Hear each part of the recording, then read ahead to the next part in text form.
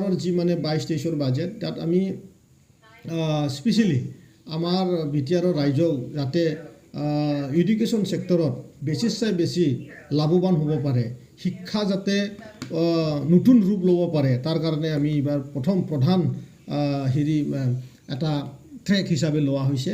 এইটোৱে হ'ল 127 কৰোৰ টকা দি পেলাই আমি এইবাৰ নতুনত্ব আনাৰ কাৰণে বড়োলেণ্ড ছুপাৰ 50 মিছন আমি লঞ্চ কৰিছোঁ। ইয়াৰ দ্বাৰা আমি ACS পঢ়া ল'ৰাবিলাকক বা IPS পঢ়া ল'ৰাবিলাকক, IIT পঢ়া ল'ৰাবিলাকক সহজৰে যাতে কোচিং ল'ব পাৰে তাৰ আমি সুবিধা বনাই দিয়াৰ কাৰণে, অন্য ষ্টেটত গৈ পেলাই শিক্ষা লোৱাৰ সুবিধা দিয়াৰ কাৰণে এই ছুপাৰ 50 আমাৰ এই 5টা ডিষ্ট্ৰিক্টৰ পৰা চিলেক্ট কৰি পেলাই পঠোৱা হ'ব। আৰু লগতে আমি ইনফ্ৰাষ্ট্ৰাকচাৰ ডেভেলপমেণ্ট কৰাৰ নামতো বহুতো ধন আমি এইবাৰ এডুকেশ্যনত খৰচ কৰিবলৈ গৈছোঁ।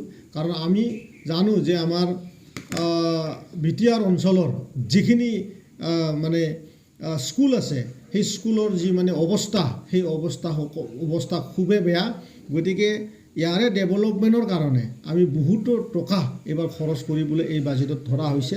আৰু তাৰে লগতে আমাৰ স্কলাৰশ্বিপ যি আমি প্ৰত্যেকটা সমষ্টিতে 200 জন কৰি আমি এইবাৰ 5,000 টকাকৈ দিয়াৰ কাৰণে আঁচনি অলৰেডি 21-22তো লঞ্চ কৰা গৈছে আৰু 22-23তো সেইটো কণ্টিনিউ কৰা গৈছে।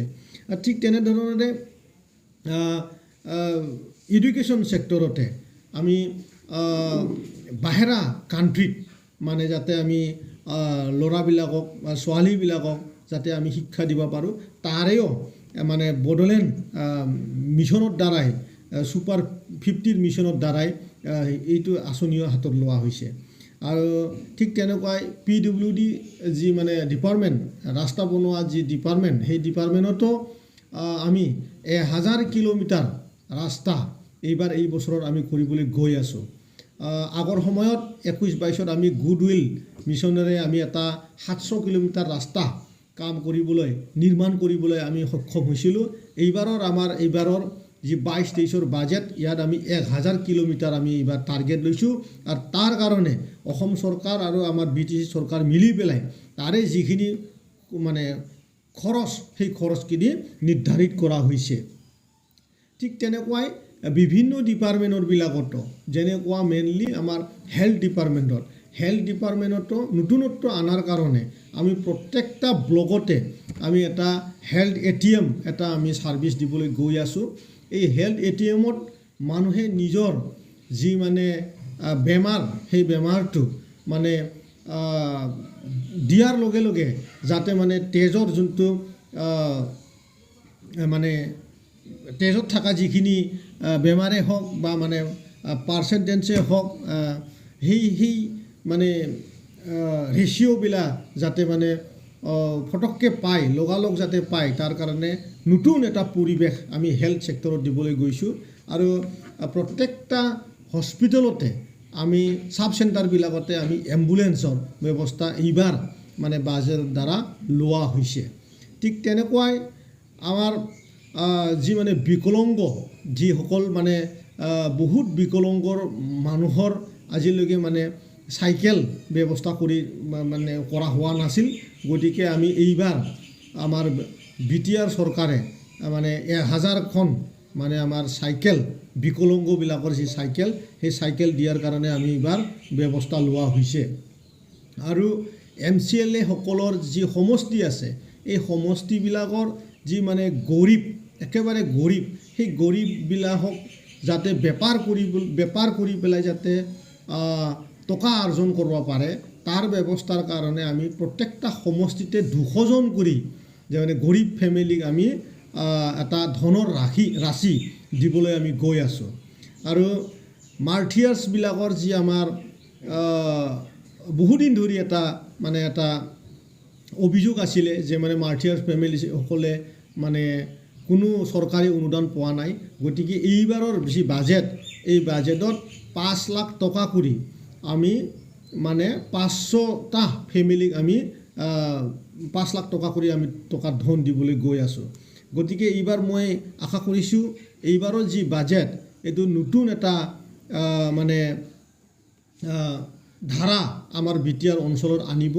লগতে আমি বিটিআৰ এগ্ৰিমেণ্টত থকা যি আমাৰ 1500 কৰোৰ টকা আমি পাবলৈ সক্ষম হৈছিল, সেই 1500 কৰোৰ টকাৰো আমি কিছু মানে এইবাৰ 500 কোটি টকা আমি পাবলৈ সক্ষম হ'ম। গতিকে আমি বহুতো নতুনত্ব কাম কৰিবলৈ আমি সুবিধা পাম বুলি এইবাৰ আমি আশাবাদী। লগতে দুৰ্গা দাস বড়ো ডাঙৰীয়াৰ যি কথা বাৰ্তাবিলাক কয় সেই কথা বাৰ্তাৰ ওপৰত মই এটাই কথা ক'ম, এখেতে এজন বেচলেছ মানুহ। কাৰণ যি সময়ৰ পৰা এখেতক আমি ৰাজনীতিক জীৱনত আমি শুনিব পাইছোঁ, দেখিবলৈ পাইছোঁ, বহুতো দল AGP, কংগ্ৰেছ, AIUDF, আজি BPF, অহাকালি UPPL, এখেতে এই যে মানে দল বাগৰা যি ৰাজনীতি কৰে, গতিকে আমি এখেতক এটা তাত বিজনেছ বুলি আমি প্ৰথমতে কওঁ।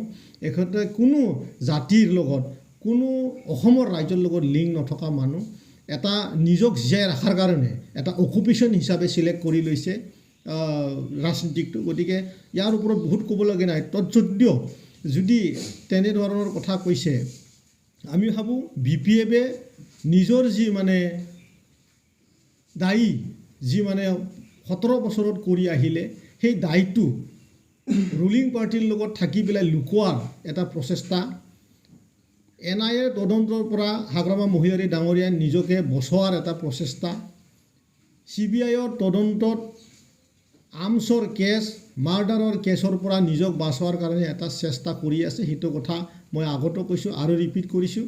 UPPL-ৰ লগত বহুতো BPF-ৰ নেতৃবৃন্দসকলে কথা পাতি আছে।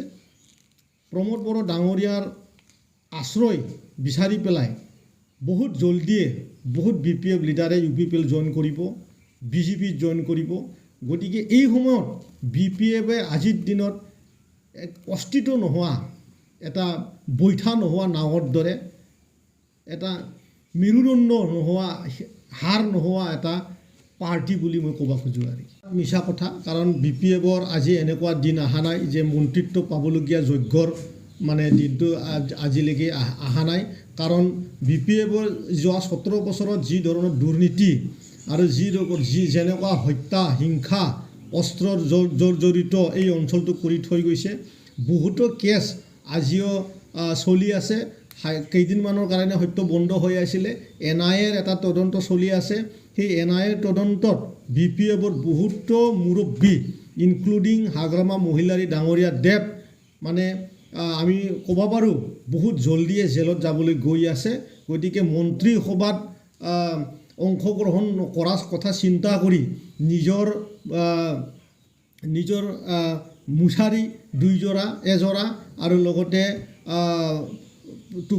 বালিচ লোৱাৰ কাৰণে ব্যৱস্থা কৰাই ভাল হ'ব বুলি মই BPF-ৰ নেতাবিলাকক ক'ব খোজোঁ। আৰু কি অপপ্ৰচাৰ চলাই আছে নেকি?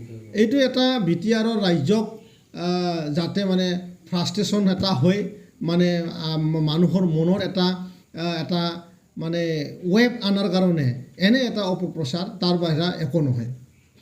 এইবাৰ নিৰ্বাচনত UPPL-ৰ প্ৰাৰ্থীগৰাকী BPF-ৰ 3গৰাকী বিধায়কক ভোট দিয়া বুলি কৈছে। BJP সভাপতিয়ে কৈছে যে তেওঁলোকৰ লগত মিত্ৰতা স্থাপন হ'ব BPF-ৰ লগত। তেতিয়াহ'লে UPPL-ৰ আমি UPPL হৈ পেলাই নিজৰ স্থিতিত অটুট। UPPL-ক BPF-এ ভোট দিয়া নাই, সেইটো কথা সত্য। আৰু আমি সেইটো কথাও ক'ব খোজোঁ যে গণতন্ত্ৰ দেশত কোন মানে মেম্বাৰে কাক মানে ভোট দিলে সেইটো দেখুওৱা তাত কোনো এটা প্ৰভিজন নাই। গতিকে BPF-ৰ যি 3টা MLA, এই MLA-সকলে যে BJP-ক ভোট দিছে বুলি কোৱাটো সেইটো একদম 100% সঁচা নহয়। কাৰণ ভোট দিয়া সময় কোনো দেখা নাই। আৰু আমাৰ এনেও আমি ফাৰ্ষ্ট কেণ্ডিডেটৰ আমি 5টা বেছিকৈ জিকিবলৈ সক্ষম হৈছোঁ, ছেকেণ্ডতো আমি 5টা জিকিবলৈ সক্ষম হৈছোঁ। গতিকে মই ভাবোঁ আমাৰ BPF নহ'লেও আমি জিকাটো আমাৰ কমফৰ্টেবল আছিলে।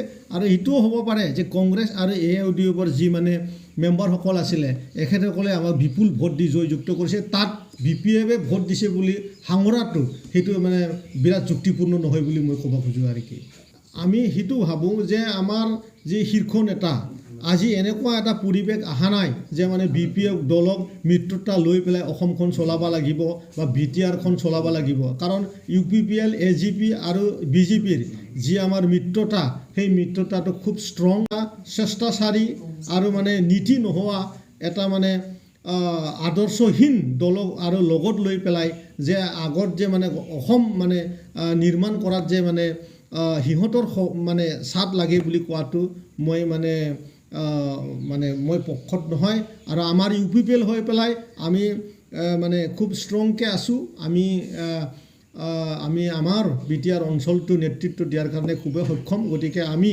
বি জে পিৰ যি মানে নেতৃবৃন্দসকলে বি পি এফক লৈ পেলাই আগন্তুক দিনত মিত্ৰতা বজোৱা কথা কোৱাখিনি বি জে পি দলে জানিব আমি ইউ পি পি এল হৈ পেলাই আমি তাতে আমি একমত নহয়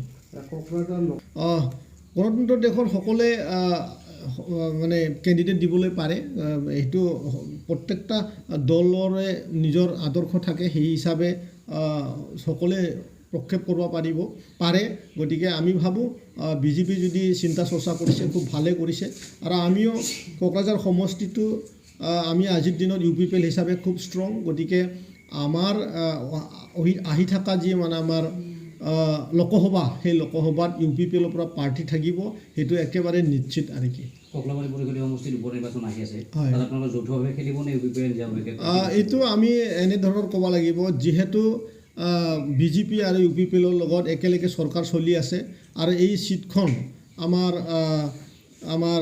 বি টি আৰৰ চি এম মহোদয়ৰ আছিলে গতিকে মিত্ৰতাৰ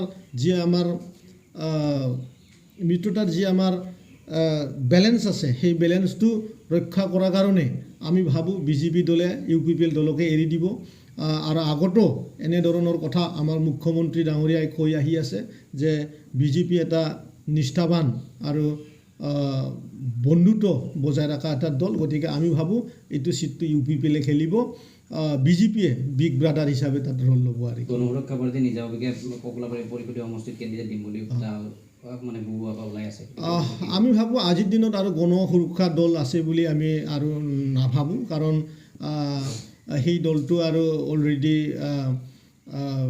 মানে অস্তিত্ব নোহোৱা এটা দল হৈ গ'ল গতিকে আজিৰ দিনত আৰু এনেধৰণৰ এটা দল যিহেতু গণ সুৰক্ষা দল এটা জাতীয়তা ভাৱ লৈ পেলাই জন্ম পোৱা দল গতিকে আজিৰ দিনত উন্নত কথা চিন্তা কৰি পেলাই ডেভেলপমেণ্টৰ কথা চিন্তা কৰি পেলাই মানুহে ৰাজনীতি কৰে আজিৰ দিনত তেনেধৰণৰ এটা দল আছে বুলি মই ভাবা নাই আৰু যদি এখেতসকলে তেনেধৰণৰ কথা চিন্তা কৰিছে তেনেহ'লে এইটো বিফল হ'ব